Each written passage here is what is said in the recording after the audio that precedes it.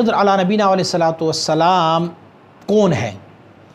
بشر ہے، نبی ہے، فرشتہ ہے، جن ہے، اور اس کے علاوہ ان کی ڈیوٹی کیا ہے، آپ کب پیدا ہوئے، اور اگر مکمل معلومات مل جائیں تو آپ مجھے اس کے بارے میں فرمائیں۔ حضرت خضر علیہ نبینا علیہ الصلوۃ والسلام بشر ہے، اور آپ کی نبوت میں اختلاف ہے۔ کچھ علماء اور فقہا کا قول یہ ہے کہ آپ نبی ہیں، اور کچھ علماء اور مشائخ کا قول ہے کہ آپ ولی ہے، نبی نہیں ہے۔ اور آپ پیدا کب ہوئے تھے تو آپ کی پیدائش میں اختلاف ہے۔ یہ تو مسلم ہے کہ حضرت موسیٰ علیہ نبینا علیہ الصلوۃ والسلام کی دور میں آپ تھے، اور سورہ کہف میں جو آپ کا تذکرہ آیا ہوا ہے فَوَجَدَا عَبْدًا مِّنْ عِبَادِنَا آتَيْنَاهُ مِن لَّدُنَّا حُکْمًا، یا کوئی اس طریقے سے اللہ رب العزت نے جب ارشاد فرمایا ہوا ہے تو وَعَلَّمْنَاهُ مِن لَّدُنَّا عِلْمًا جو آیا ہوا ہے، وہ شخصیت مفسرین کرام سارے اس پر متفق ہے، اور حدیث طیبہ اس پر ناطق ہے کہ وہ سیدنا خضر علیہ نبینا علیہ الصلوۃ والسلام ہے۔ حضرت خضر علیہ نبینا علیہ الصلوۃ والسلام کا نام جو ہے ابو العباس بلیہ ابن بلکان، یا تالیہ ابن بلکان ابن عبر ابن ارفکشد ابن سام ابن نوح علیہ نبینا علیہ الصلوۃ والسلام۔ جب آپ کی اس شجر نسب کو ہم دیکھتے ہیں تو پھر ان کا حضرت خضر علیہ نبینا علیہ الصلوۃ والسلام کا اسم تالیہ ہوگا، پھر ان کے والد صاحب کا نام بلکان، ان کے دادا کا نام عبر، ان کے پردادا کا نام ارفکشد، اور پھر ان کے پردادا کا نام سام، اور پھر نوح علیہ نبینا۔ تو معلوم ہوا کہ 6 پشتوں میں آپ حضرت نوح علیہ نبینا، تو ان کی پیدائش پھر اسی عرصے میں ہوا ہوگا، یا نوح علیہ نبینا علیہ السلام کے زمانے کے بعد۔ یہ تواریخ میں مسلم نہیں ہے کہ آپ کب پیدا ہوئے، لیکن یہ تاریخ میں ملتا ہے کہ آپ جو ہے وہ 6 پشتوں بعد، 6 پشتوں میں حضرت نوح علیہ نبینا علیہ السلام کی اولاد میں سے آپ آئے ہیں۔ خضر کو خضر کیوں کہتے ہیں؟ اس میں سے بہت سارے اقوال موجود ہیں۔ یا تو یہ ہے کہ سیدنا خضر علیہ نبینا علیہ السلام جب موسیٰ علیہ نبینا علیہ السلام کے ساتھ تھے تو اس وقت جب بھی آپ کسی علاقے میں قدم رکھتے تو وہاں پر سبزہ اگ جاتا، تو اس نسبت سے ان کو خضر کہا جاتا ہے۔ خضر یا خضر سبزی کا مراد ہے، یعنی سبز۔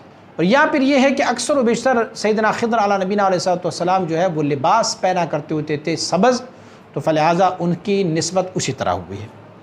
اور اگر آپ خضر علیہ نبینا علیہ السلام کی پوری ڈیٹیل چاہتے ہیں تو پھر آپ مفسرین کرام کی اس سورہ کہف کی اس آیت شریف کے تحت وَعَلَّمْنَاهُ مِن لَّدُنَّا عِلْمًا، یا پھر فَوَجَدَا عَبْدًا مِّنْ عِبَادِنَا، اس آیت شریف کے تحت مفسرین کے جس تفسیر کو بھی آپ کھولیں گے آپ کو تفصیل سے ان کا نام ملتا جائے گا۔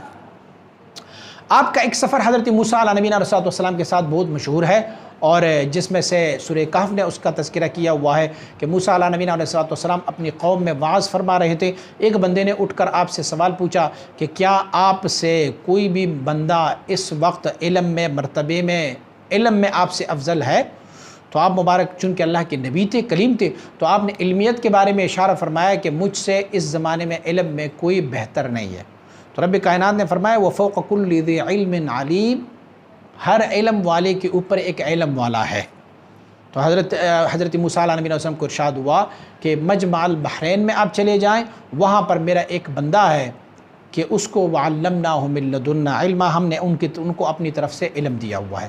وہ تو سیدنا خضر علیہ نبینا علیہ السلام، اور سارا واقعہ بہت مشہور و معروف ہے، اور ان کی 3 وہاں پر علامات ہوتے ہیں، اور پھر موسیٰ علیہ نبینا علیہ السلام ان کے ساتھ ہوتے ہیں۔ ایک واقعہ جو ہے سکندر اعظم کے ساتھ آپ کی سفر کا بھی ملتا ہے کہ حضرت خضر علیہ نبینا علیہ السلام اور سکندر اعظم، جس کو ذوالقرنین کہتے ہیں، جس کو سکندر اعظم کہتے ہیں، تو ذوالقرنین اور حضرت خضر علیہ نبینا علیہ السلام دونوں آب حیات کی تلاش میں نکلتے ہیں۔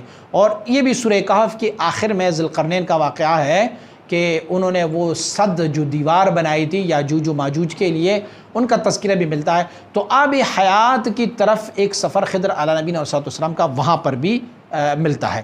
تفسیر ابن کثیر نے اور البدایہ والنہایہ نے، اضواء البیان نے، ان ساروں نے اس کے بارے میں بہت تفصیل اور ڈیٹیل سے حضرت خضر علیہ نبینا علیہ السلام کے بارے میں کہا۔ اچھا ڈیوٹی آپ کی کیا ہے؟ آپ نے سوال یہ پوچھا ہے کہ ان کی ڈیوٹی کیا ہے؟ تو ڈیوٹی حضرت خضر علیہ نبینا علیہ السلام کا رشد و ہدایت ہے، لوگوں کو رشد و ہدایت اور طریقہ بتاتے ہیں، رستے بتاتے ہیں، اور لوگوں کی بلائی اور بہبود کا کام ان کے ذمہ ہے۔ اچھا سوال میں آپ نے کہا ہوا ہے کہ ان کے بارے میں مجھے مکمل معلومات مل جائے، تو امام ربانی مجلد فسانی رحمۃ اللہ تعالی اور بہت سارے مفسرین کرام رضوان اللہ علیہم اجمعین، آپ مبارکین کا قول یہ ہے کہ حضرت خضر علیہ نبینا علیہ السلام وفات پا چکے ہیں۔ اچھا ایک بندہ اگر وفات پائیں تو بعد از وفات ان کو جو لوگوں سے ملتے ہیں، لوگوں کی رہنمائی فرماتے ہیں، لوگوں کو ہدایت اور رشد کا راستے دکھاتے ہیں، تو یہ کیسے ممکن ہے؟ تو حضرت مجد الفسانی رحمۃ اللہ تعالی نے اس کو ڈیفینیٹ کیا ہے۔ آپ فرماتے ہیں میں فجر کی نماز کے بعد مراقبے میں تھا کہ مجھے دو بندوں سے ملایا گیا، جس میں سے ایک حضرت الیاس علیہ نبینا علیہ السلام اور ایک سیدنا خضر علیہ نبینا علیہ السلام تھے۔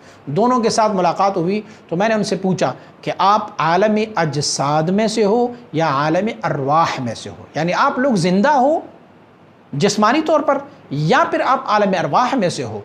تو انہوں نے فرمایا کہ ہم عالم ارواح میں سے ہیں، یعنی ہم اجساد میں سے نہیں، عالم ارواح میں۔ لیکن رب کائنات نے آپ کی روح مبارک کو قوت اتنی دی ہوئی ہے کہ آپ کا روح بشکل جسد مختلف اوقات میں مختلف مقامات پر ظاہر ہو کے لوگوں کی رشد و ہدایت کا سبب بن جاتے ہیں۔ کسی کو کوئی کلمات سکھاتے ہیں، کسی کو رستہ دکھاتے ہیں، کسی پر پیار و شفقت کرتے ہیں، تو ان کی روح بشکل جسد دنیا میں موجود رہتی ہے، اور جس بندے سے ان کی ملاقات ہوتی ہے تو وہ بندے کے ہر بندے کے ساتھ ان کی الگ الگ جسم کے ساتھ، یعنی جسمانی حیت جو ان کی ہے وہ الگ الگ سے ان کی ملاقات ہوتی ہے، کیونکہ اللہ کریم نے ان کی روح کو یہ قوت اور طاقت عنایت فرمائی ہے۔ اور آپ کی نبوت میں اختلاف ہے۔ دیکھیں آپ کی حیات میں بھی کچھ لوگوں کا قول یہ ہے کہ آپ زندہ ہیں، لیکن ان کے قول اسی لیے ضعیف ہے کہ اگر وہ زندہ ہوتے تو اگر اتنے طویل عرصے تک قیامت تک کوئی بندہ زندہ رہے تو یقیناً یہ اللہ کی کمالات میں سے، اللہ رب العزت کی نوادر میں سے ایک بہت نادر چیز ہوتی، اور اس کا تذکرہ ضرور ہمیں ملتا کہ اللہ کا ایک ایسا بھی بندہ ہے جس کو رب کائنات نے اتنا عمر دیا۔ حدیث میں کوئی تذکرہ ملتا، لیکن ایسا کوئی تذکرہ نہیں ملتا۔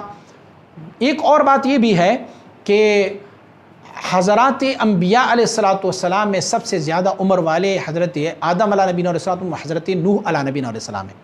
تو اگر کوئی اور بندہ بھی عمر میں اتنا زیادہ ہوتا تو ان کا تذکرہ ہمیں ضرور ملتا ہوتا۔ تو اس سے بھی پتہ چلتا ہے، اور بہت سارے مفسرین جس کا میں نے آپ کو بیان کیا، تفسیر ابن کثیر کے صاحب نے، البدایہ والنہایہ نے، اضواء البیان نے، دوسرے مفسرین کرام نے ان کے بارے میں لکھا ہوا ہے کہ آپ وفات پا چکے ہیں، لیکن آپ کی روح کو اللہ رب العزت نے یہ قوت اور طاقت عطا فرمائی ہے کہ آپ مختلف اوقات میں مختلف شکلوں میں ان کی روح بشکل جسد ظاہر ہوتا ہے۔ مزید تفصیل کے لیے آپ سورہ کہف کی اس آیت شریف کو کہ وَعَلَّمْنَاهُ مِن لَدُنَّا عِلْمًا، یا پھر اس آیت شریف کو کہ فَوَجَدَا عَبْدًا مِّنْ عِبَادِنَا، اس آیت شریف کو آپ کوٹ کر لیں اور کسی بھی تفسیر کو اٹھا دیں گے تو آپ کو بہت سارے تفاصیل ملتے جائیں گے۔ مزید ویڈیوز کے لیے ہمارے اس YouTube چینل کو سبسکرائب کریں اور بیل آئیکن پر کلک کریں۔ جزاک اللہ۔